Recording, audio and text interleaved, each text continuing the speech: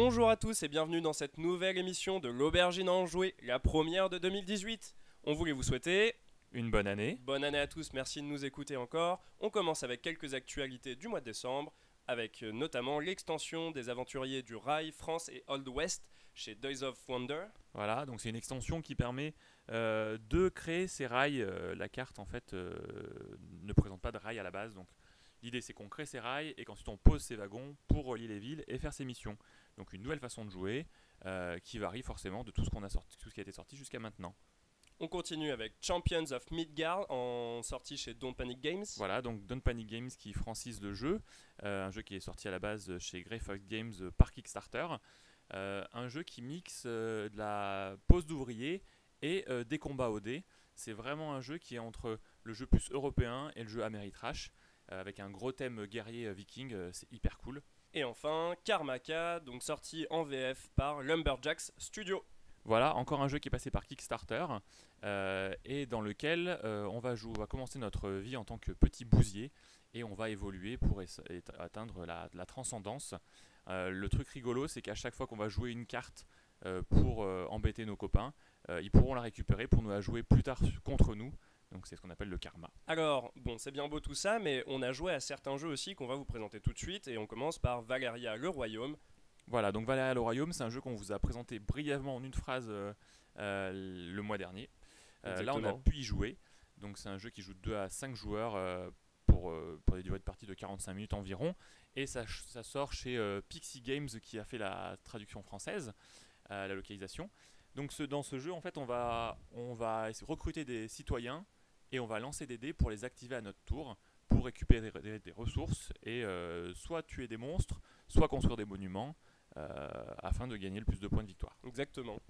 Voilà. Plutôt efficace, on a bien, Ouais, aimé ça y t'a jouer. plu, toi. Ouais, c'était chouette, ouais. Donc moi je trouve ça vraiment très cool, le thème est vraiment bien. Ça ressemble un peu à c'est du Miniville dans le système. Miniville c'est un jeu qui est sorti il y a un petit moment déjà où on devait construire notre ville. J'avais pas beaucoup aimé Miniville parce que je trouvais que, enfin, je sais pas, je m'étais un peu ennuyé, c'était un peu frustrant. Là, au moins dans Valeria, je trouve qu'à chaque tour on peut faire quelque chose, Ouais, même c'est si les bien dés sont dynamique. pas Ouais. forcément favorables. Et les quelques ajustements font que pour moi, en plus avec le thème qui est un thème de fantasy, etc., j'ai plus apprécié et j'aime beaucoup. C'est vraiment une bonne surprise, quoi. Exactement. On a bien aimé y jouer. On continue avec Ethnos. Voilà, Ethnos, donc un jeu de Paolo Mori. On en avait également parlé rapidement le mois dernier. C'est un jeu qui sort chez Simon, Cool Mini or Not, et c'est illustré par John Howe. C'est illustrateur en fait officiel du Seigneur des Anneaux en fait dans les années 90-2000. Le système de jeu est assez malin, ça reprend un peu le Rami à chaque tour, soit on pioche une carte, face cachée ou face visible, soit on pose une combinaison de cartes. Ces combinaisons de cartes permettent de poser un jeton sur un plateau avec une majorité dans les régions, en fait, pour la majorité dans les régions. Et c'est plutôt hyper efficace, c'est rapide, Ça marche bien, ouais. Tout s'enchaîne très bien. Ouais. voilà, c'est fluide, c'est cool. Enfin, la session de jeu est vraiment agréable avec des règles simples. Et ce qui est vraiment le petit plus, c'est qu'il y a 12 tribus différentes. On joue avec 6 tribus par partie, et chaque tribu a un petit pouvoir particulier qui va vraiment, vraiment modifier les parties et donc les sensations de jeu, et donc la rejouabilité est excellente. Exactement. On n'a pas le temps de s'ennuyer avec ça. Ensuite, on a joué aussi à Ikazu. Ikazu, ouais, un jeu qui est sorti chez ABBA. C'est un jeu pour 2 à 4 joueurs pour une durée de 45 minutes environ. Alors le thème est un peu what the fuck, hein. On est une sorte on est des membres étonnant, d'une ouais. tribu qui doivent cacher des pierres précieuses sous une cascade pour éviter qu'on se les fasse voler. Bon, en gros, ça sert juste de, de prétexte. Ouais, un bon prétexte Pour poser. lancer la mise en place du jeu. Quoi. Ouais, on pose des joyaux et on doit faire des objectifs, marquer des points, tout simplement. Ça se limite à ça à peu près. En gros, et moi j'ai pas beaucoup aimé. Bon, j'avoue, j'ai pas trop accroché au thème non plus. Ouais. Parce qu'en fait c'est super abstrait. Après le jeu est pas horrible, enfin ça joue bien, les règles sont bien, enfin il n'y a pas de souci, mais aussi, on n'a pas eu mais de problème pour jouer, c'est effectivement. ça. Mais par contre après c'est pas trop ma cam à moi, donc le jeu peut plaire à plein de gens je pense, mais à nous, on a trouvé ça un peu abstrait, un peu froid. Donc voilà, donc à essayer avant d'acheter je pense, mais je pense qu'avec en famille ça peut être agréable. Ça peut être sympa, ouais, effectivement. Et enfin, on a joué aussi à Indice 13. Indice 13, un jeu d'enquête qui Exactement. sort chez Gigamic pour 2 à 6 joueurs pour des durées de partie de 30 minutes. L'originalité de la chose, c'est que, en fait, comme au Cluedo, on va avoir un coupable, un lieu et une arme du crime. Et une arme du crime.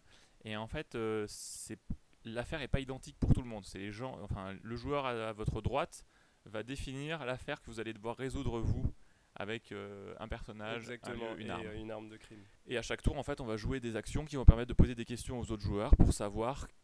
Pour réussir en fait à limiter le spectre de recherche et vraiment réussir à identifier justement chacun de ces 3 objets, enfin les Voilà. objets, les lieux voilà, ainsi Et de donc suite. le but c'est de résoudre son enquête avant les autres. Tout simplement. Voilà. Donc au niveau de la mise en place, ça s'est quand même relativement bien mis en place. Après, on s'était posé un peu des questions sur la jouabilité justement, mais au final, c'était quand même assez agréable. Je trouve, Ouais, la en partie. fait, ce qu'il y a, c'est que c'est un peu particulier de devoir résoudre une enquête qui est complètement différente des autres joueurs. Donc c'est juste ça, c'est vrai qu'on s'est posé des questions là-dessus. Après, le jeu, il est plutôt simple à mettre en place et on s'est plutôt bien amusé, c'est malin. Le truc nous s'est posé une petite question un peu parce qu'en fait on avait joué à Sherlock 13 un peu avant, qui est sorti cet été ou en début ou en septembre chez Letaya Edition. C'est un jeu de Hop Wang. Et en fait ce jeu, je trouve que Indice 13 et Sherlock 13 ont exactement les mêmes sensations de jeu, avec les règles sont pas tout à fait identiques, mais on a le même système de jeu, je trouve. Et c'est un peu particulier d'avoir ce Indice 13 et Sherlock 13 qui sortent finalement Assez proche voilà, dans le temps. avec 2 auteurs différents. Enfin bon, ça peut arriver, hein. Nous, en tant que joueurs, c'est plutôt cool pour nous d'avoir Le choix. le choix entre une flopée de jeux sur des jeux d'enquête bien réalisés avec des règles cool. Mais c'est vrai que c'est bizarre en fait. Ouais, effectivement. Voilà, c'est tout. Moi, j'avais juste pas compris le 13. On a vraiment pas réussi à identifier d'où sort ce 13. Ouais, par contre, on sait pas pourquoi il y a ce indice 13. Mais bon, après, C'est un détail. Ouais, c'est un détail. On se retrouve maintenant donc avec le jeu du café. Le jeu du café, donc proposé par Philippe. Pour lui, son jeu du mois, le jeu qui tourne le plus au café des jeux, c'est Exploding Kitten. Ouais. Donc un jeu qui a été financé via Kickstarter Encore. il y a maintenant 2 ans, je pense, et qui a eu, c'est un jeu de cartes qui joue de 2 à 5 joueurs pour des parties de 15 à 20 minutes et qui en fait est basé sur une BD, sur des illustrations qu'on retrouve sur un blog, sur le net, ouais. sur le net, Ouais, il me semble. exactement. Et donc en fait, il a participé, il a été l'un des Kickstarter qui a rassemblé le plus gros financement pendant très très longtemps, hein, avec plusieurs millions de dollars. Et il débarque enfin en français. Ça en fait des sous-sous hein, Ouais, pour des chats qui explosent. C'est ça. Donc l'idée du jeu, c'est qu'à chaque tour, on va jouer autant de cartes de notre main qu'on le souhaite pour jouer des cartes actions, faire défausser des cartes aux autres joueurs, leur faire piocher des cartes, etc. Et à la fin de notre tour, on pioche une carte. Si jamais on pioche la carte qui est un chat explosif, c'est perdu, on est éliminé. Et le but du jeu, c'est d'être le dernier joueur en vie. Donc le jeu est assez malin, c'est rigolo à jouer. Très interactif. C'est un peu chaotique, quoi, mais c'est plutôt cool, quoi. Merci à Philippe du coup de nous avoir fait oh, regarde. C'est difficile la reprise. Rembobine. Merci à Philippe de nous avoir fait cette recommandation. Et enfin un petit Kickstarter là. Ouais, alors bien touffu ouais. de ce qu'il me semble. Hein. Alors là en fait sur Kickstarter il n'y a pas grand chose en ce moment, mais justement du coup il y a un projet qui arrive qui est en cours là, qui s'appelle X Chronicle et qui finit début janvier. Dans 11 jours, ouais. Ouais, à peu près. Ouais. Enfin, dans 11 jours, mais quand on enregistre, voilà. Donc là on enregistre un peu tôt. Vous ne saurez pas, voilà.